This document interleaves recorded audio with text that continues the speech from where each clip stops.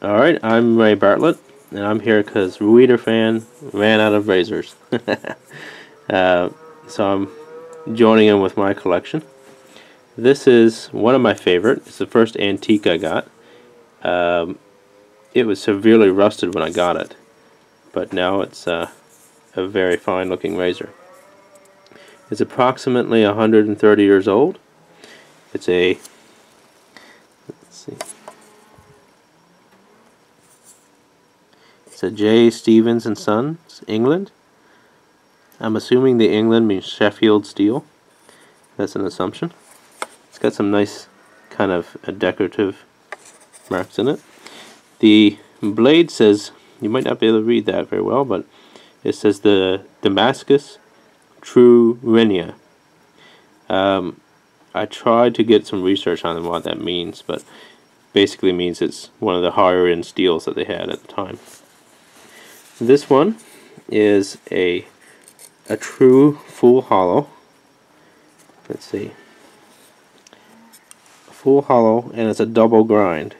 You might be able to see it was ground with one radius and then a smaller radius in here to give it a super thin profile. And right here you can kind of see a little ridge running parallel to the edge. That's called a parallel stabilizer. It's a little bit thicker. It keeps the blade from kind of bending and chattering while you're using it. The scales were made by myself, and the brass pins.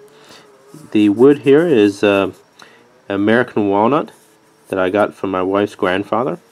He had been saving it in the top of his shed for probably 20 years, and he seen me pull out these couple razors that didn't have handles, and he thought it was probably a worthy time to pull out the American walnut that he had been saving. The wedge here is eucalyptus wood. Very oily. You've probably heard of eucalyptus oil.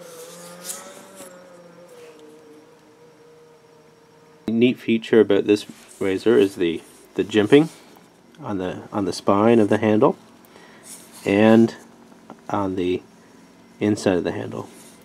Both are super nice. It took me a long time to get the rust out of that jimping, but it's nice and grippy. You don't want something slipping around when you're holding a super sharp edge to your face.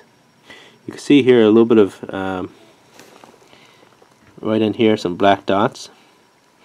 That's some water damage that I gotten recently, so it's something I'm going to have to deal with.